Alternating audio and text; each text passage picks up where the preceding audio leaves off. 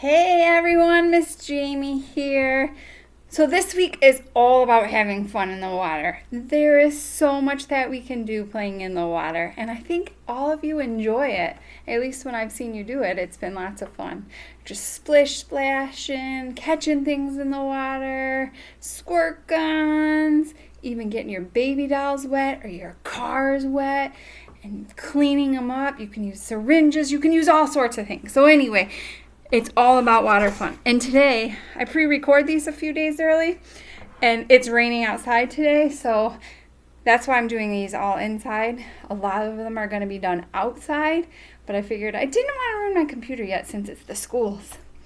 And don't mind me, I'm battling about if poison something. I decided to be an adult and weed the flower bed this week, and yeah, it got the best of me. So anyway, we're going to start out with squirt guns.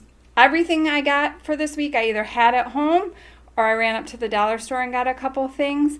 So don't feel like you need to go spend a fortune. Get that out of the way so you don't have to stare at that the whole time.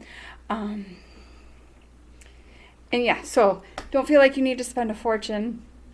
It's even just, playing in the pool, playing in the sprinkler, playing in the rain, doing mud puddles, anything like that is super fun, and you can get so much language, so much fine motor, so much gross motor involved in all of it. So for squirt guns, you could stand in one spot and just spray. You could put the squirt guns in one spot and have your kiddo walk to the other spot, crawl to the other spot, whatever motor activity they're working on. If your kiddo is already walking and standing, you can work on squatting while doing the squirt gun. So what I did is I got 2 squirt guns. They have colors in them. I just added some water and some food coloring so that when it hit the paper, you could actually see it. So I just put the paper on the wall, and you can still see my garbage can, sorry.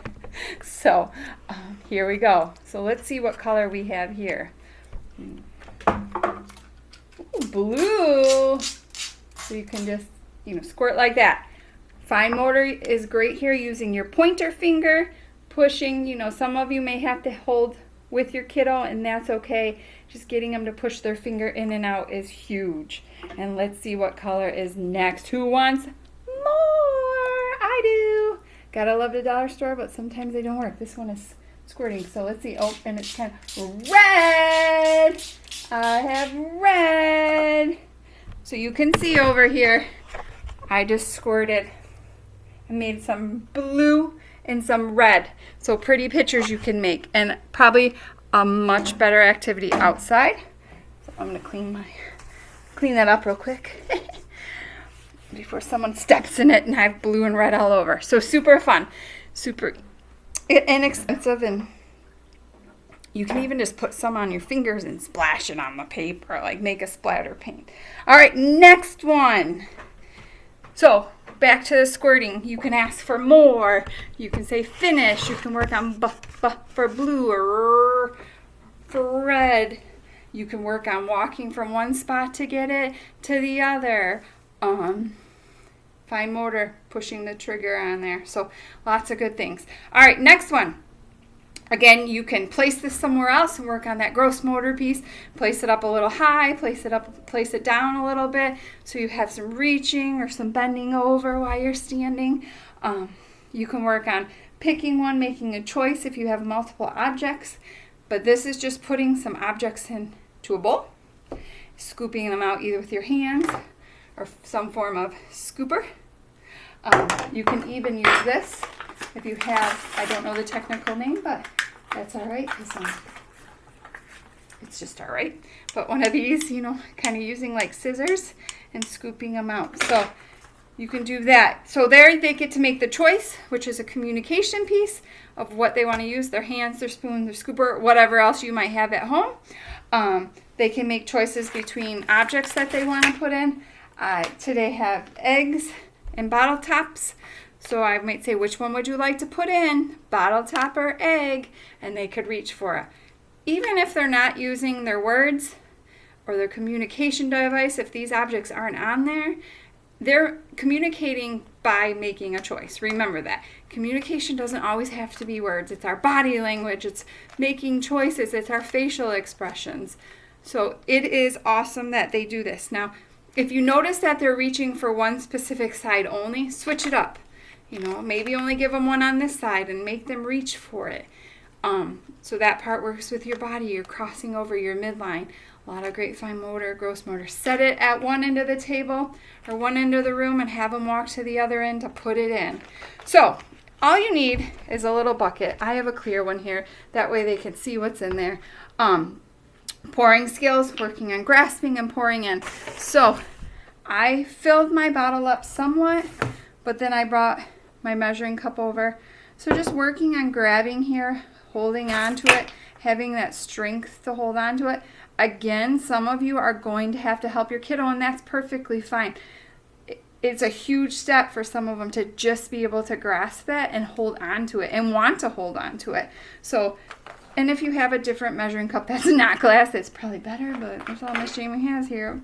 So, you know, work on picking it up and pouring. And again, you might have to help tilt if they can hold on. If they have the strength to hold on, you may just have to help them tilt a little. So I'm just going to fill it up and put it in. Now, here's where I might ask. Now, here's what I did with my eggs if you have them around. I hid something inside of it. So that's even better. When they get it, they can open it and work on it. So, which one would you like? Ooh, I think I'm going to put the bottle top in. And our number this week is going to be 7, so you could put 7 items in there if you want. All right. You want a red bottle top or an orange egg? Orange egg. All right. So you guys get the gist. I'm going to go ahead and put some more in there. 1, 2, 3, 4, 5, 6, 7, 8. I added 8 just because I put too many bottle tops. So I can either go ahead and put my hands in here and just reach and pick up if you have things that you put in there like dice. I do have some dice. They sink to the bottom. They can reach in and grab it. Or I can use my scooper. Scoop. Oh, look at, if you have one with holes, the water will fall out. I got 1 bottle top, and they can work on using that pincer grass, using that grass to get it out and set it down. Oh, let's see if I can get an egg. Oh, I got an egg. I want to open my egg. There's communication again. Oh, look. That's one of our core words too. I got a green Lego. All right. So scooping. Sponges putting in here. That's in another activity I'm doing right now. That's freezing, but sponges and, you know, taking it out. Now, believe it or not, I think we got rid of all our baby dolls, so I don't have a baby doll to wash, but you could use this same water to get a washcloth and wash your baby doll. Or you can use syringes to do that too, so that's another fine motor, but I'll show you that in another one. So those are the only 2 I'm going to show you right now, so the video is not too extremely long. I'm not going to do every single one of these, but I will email them to you because there are a ton. There is so much water fun that it's unbelievable. And it kind of looks like it might be a hot week. I know the weather can change, but it looks like it might be a good week for that. So I will see you guys in a little bit. Bye!